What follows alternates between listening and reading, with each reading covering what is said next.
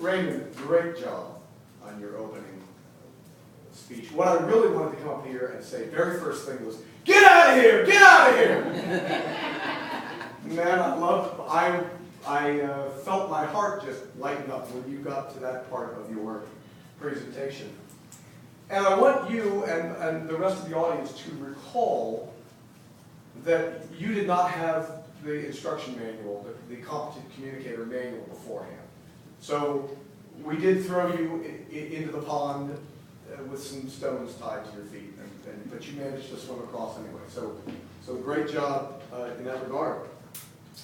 One of the things that I loved about the way you present, you have a folksy, comforting style about the tone of your voice, your mannerisms.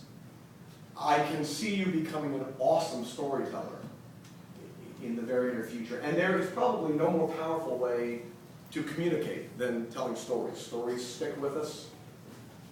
Or, music. So if you sing, you throw that in there too. Bring a banjo or whatever.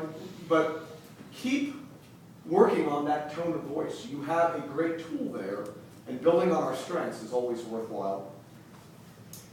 We'd love to know more about you, but I don't think that really is a fair comment because, again, that's discussed in the Competent Communicator Manual, and you didn't have that tool available.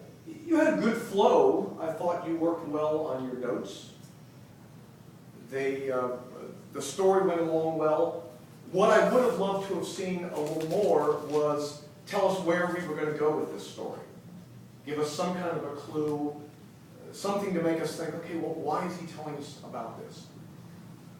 And then as far as your style of presentation, I would love you to have the confidence of knowing the weapon that you have in that wonderful voice.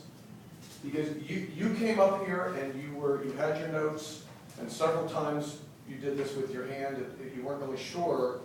I'd love to see you, if you want to stick it in your pocket. You see some very adept speakers will put their hand in their pocket. Sometimes it makes them look very comfortable in command of the room.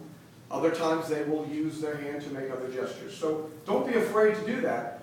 As the story got going, you became animated. You got into that story. I love the fact you weren't afraid to raise your voice. Get out of here! Get out of here! You did the sweeping thing with the broom and all. That was fantastic. I'd love you to remember on your next speech that you did that and come right up to the front of the room and say, I'm going to tell you today why I stood outside a men's room and yelled, get out of here! Get out of here! And then go into your story.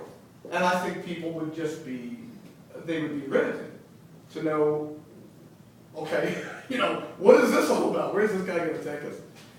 So some awesome things you had there. Your notes, again, were pretty well laid out. One thing I do want you to remember, and I'll wrap up with this, you have an audience on this side of the room as well. So these folks got all the attention. These poor people now know the back of your head. But use that voice, be confident in that voice, and let the whole audience enjoy you. Raymond, great job.